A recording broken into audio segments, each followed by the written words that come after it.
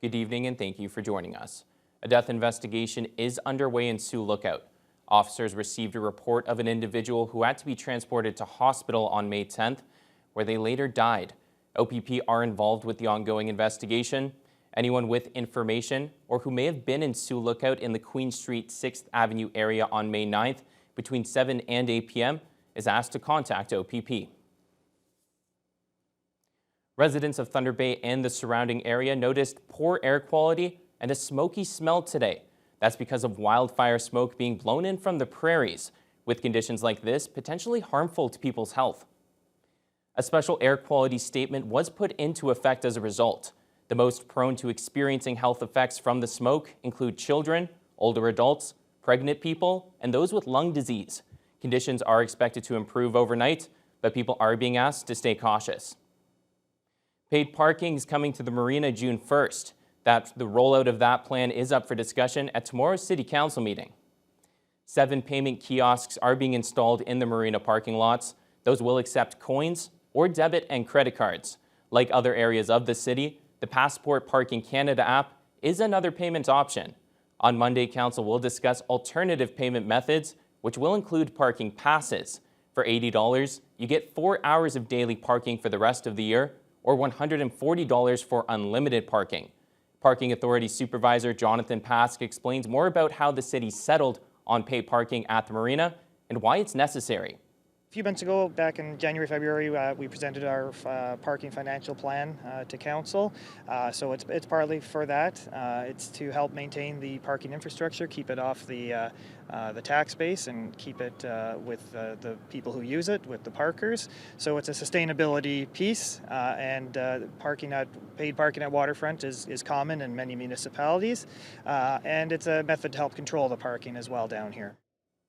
The parking passes, once up and running, can be used everywhere at the Marina, except the Market Square lot next to the Delta Hotel.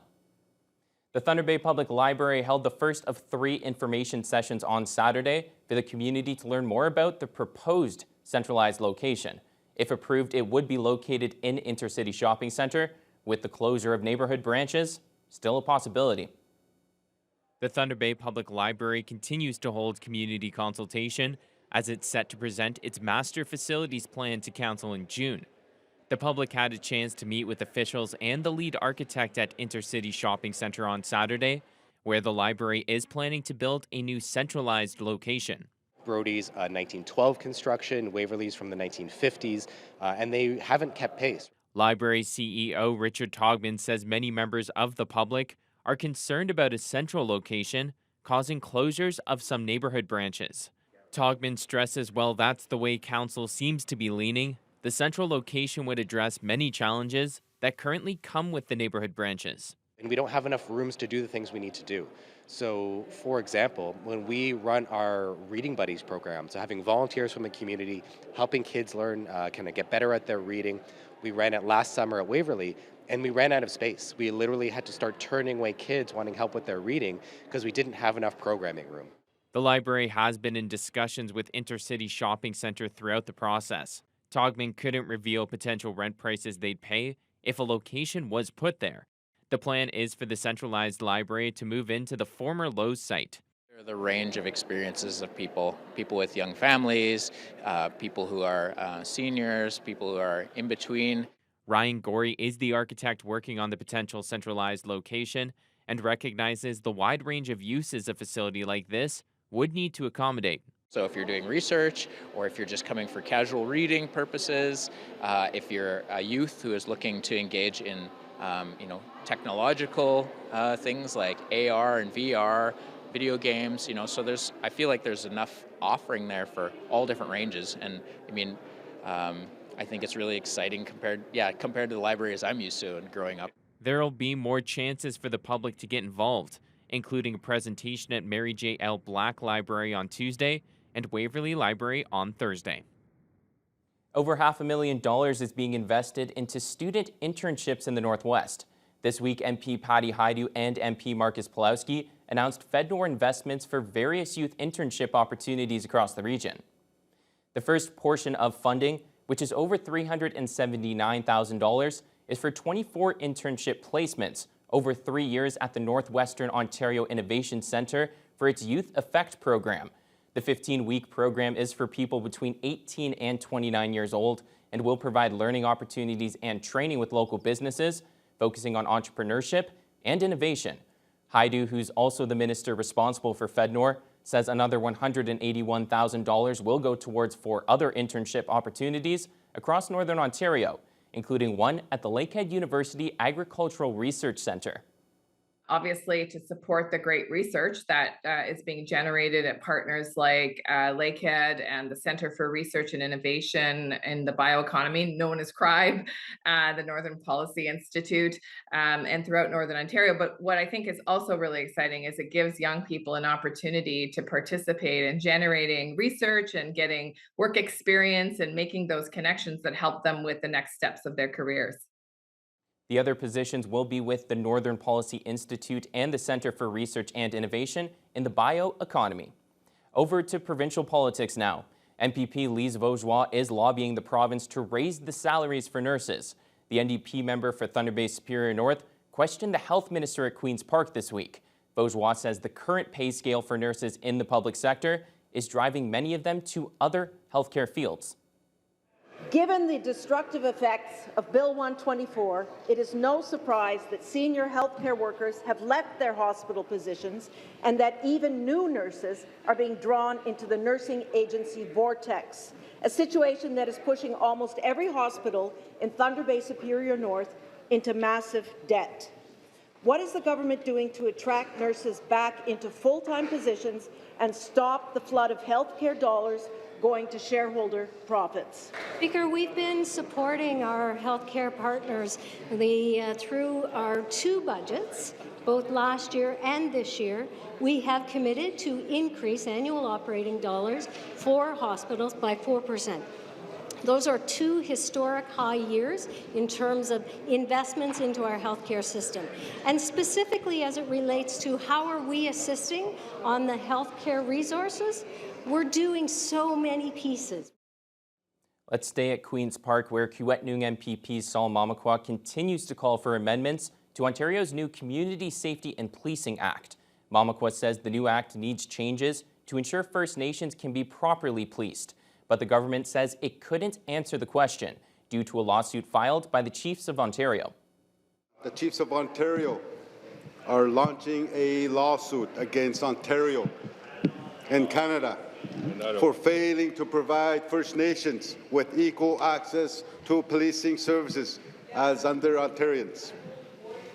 And First Nations across Ontario, we have communities in crisis. We have deaths every day. And we have communities being grossly under-policed and under-serviced.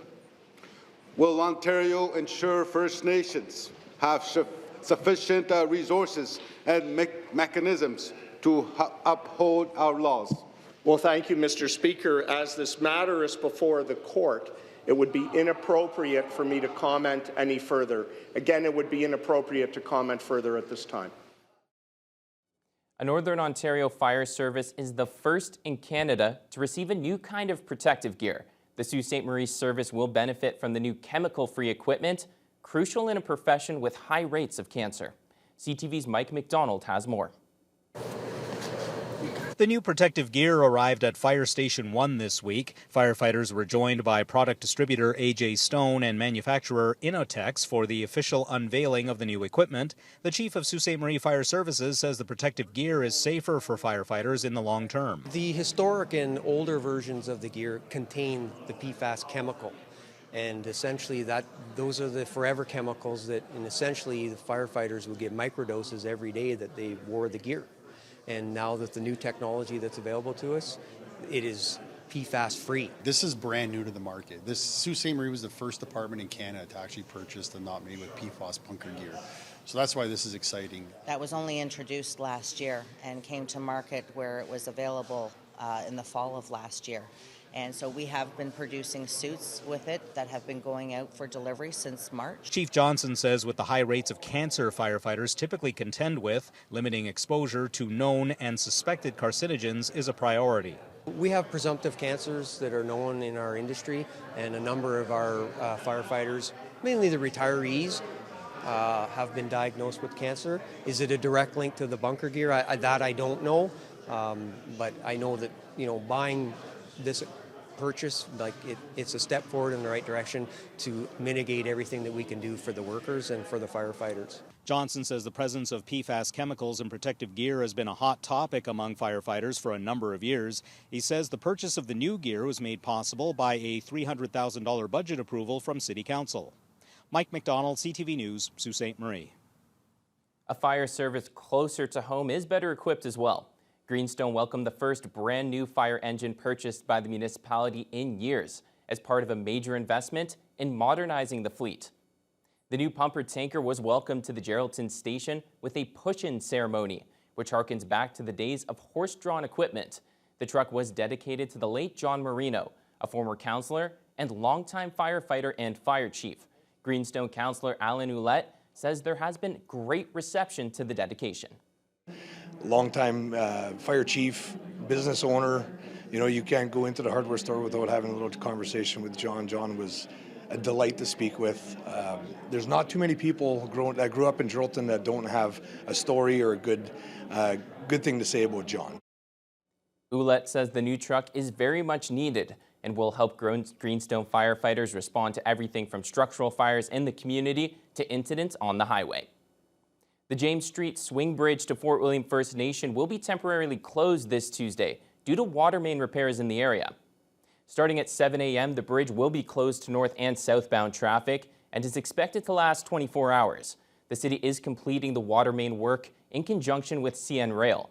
Motorists and pedestrians are advised to exercise caution in the area. An alternate route to Fort William First Nation is available via Highway 61 and Chippewa Road. And we're now joined by sports anchor Josh Marino. Josh, of course, the swing bridge getting fixed there, but with the nicer weather, a few people finally taking those first swings of the golf season, and that means tournament season's right around the corner too. Yeah, well, the warmer weather heating up, we're getting into those 20s, which is lovely. That's I right love where to we see want to that. be for that. But what better way for golfers to get into the feel of golf than with one of the largest junior national championships here in Thunder Bay? Right. We'll have that story when we come back.